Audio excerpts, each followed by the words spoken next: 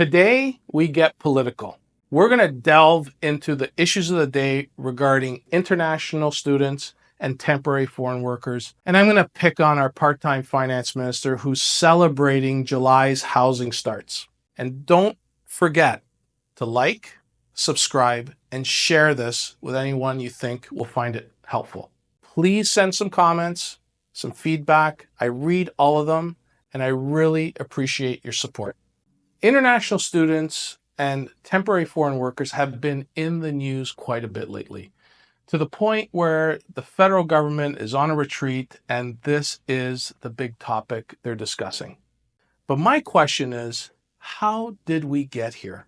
Ontario, pre-COVID, had about 150,000 international students attending schools in the province. And we are now looking at 411,000.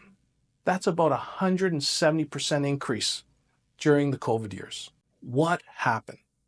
Pre-COVID, things were so difficult for international students to attend school here that they had to prove that they had 1 year's tuition paid before they came to the country, and they also had to show that they can sustain themselves living here.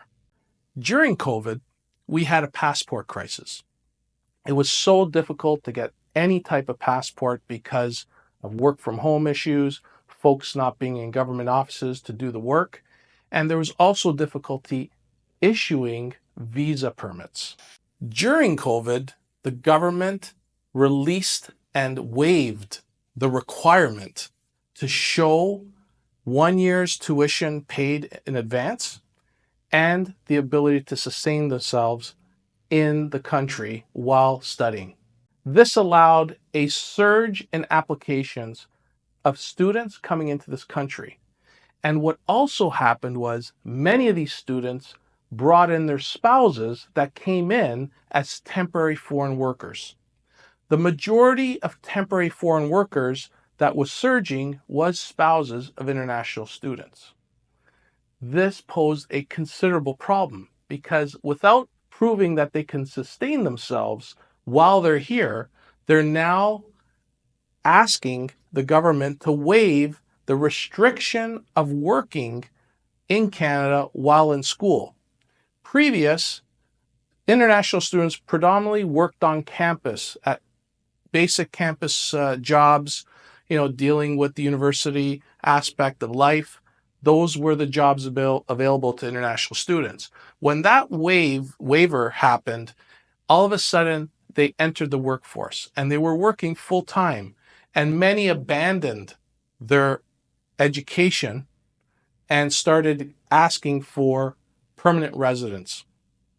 And this is what created a loophole into our system. So at the end of the day, this government didn't use a temporary tool. They basically waived everything and never closed up that loophole again until now when it's too late. Folks, this government on this policy was inept. They didn't have their eye on the wheel and they drove us right off the cliff. This is a major, major problem that has now been exacerbated to one that is out of control. We have more people than we can handle in this country. I've been banging the drum for the longest time, back to 2020, 2021, about the international students numbers growing from 250,000 and ballooning to over 900,000. We don't even have the ability to track people that are on expired visas, let alone managing what's here. We have a problem. And don't be fooled by this government letting you think that they got things under control. They got us in this mess, and it's going to take a while for them to get us out of it. It's time to hold politicians accountable. This was preventable if people were on their portfolio managing the issues of the day. Having a limitless cap on international students and allowing folks to bring spouses in should have been a fucking red flag. And the reality is the mess we're in was caused by inept policy management, and ministers not doing their job. And the sad thing is, the immigration minister is now in charge of housing. Folks, we need better judgment. We need folks that govern on a day-to-day basis and are not just looking for sound bites and photo ops in the media. So hold them accountable. Once again, we had our enthusiastic part-time finance minister, Chrystia Freeland, on Twitter boasting about how July housing starts were up 16%. And boy, it got me going. So I drilled down on these numbers and I wanted to really find out exactly why July numbers were up 16%. One of the things she posted was that this is such great news that housing affordability is back in reach for young Canadians. Let's drill down. First of all, CMHC just made severe changes to their MLI Select program, which was a boon for multi-unit construction, especially in BC and Ontario. The program allowed builders to construct multi-unit buildings with this program at record numbers, and we were seeing permits being issued in droves earlier in the year. Unfortunately, with the changes, it was the hole in the boat that sunk all these performas, and BC and Ontario were the recipients of bad news when this happened because they can't pencil out these deals anymore. Now, most builders knew that these changes to the CMHC MLI Select policy were going to happen. So they rushed to get applications into cities to get the permits to build before these changes took place. As a result, a boondoggle of starts in July for these multi-units.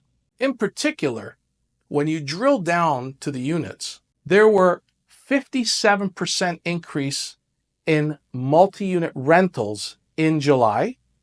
There was only a 2% increase in single-family homes and a negative 22% drop in condos. For the first time in a long time, rentals outpaced owner-occupied units in the housing start category. And when the majority of these new starts are rentals, one has to ask our part-time finance minister, how does this factor into making home ownership affordable if all you're building are rentals? Folks, this could be the final blow to get our part-time finance minister shuffled out of this portfolio, because the reality is she just doesn't understand what's going on. She sees clips in the media about some positive news and she's a cheerleader on the stage telling folks that things are better than they are. The reality is she doesn't have a clue. And we need better government. We need better representation. And hopefully we could get a full-time finance minister after this debacle. Justin, switch it up.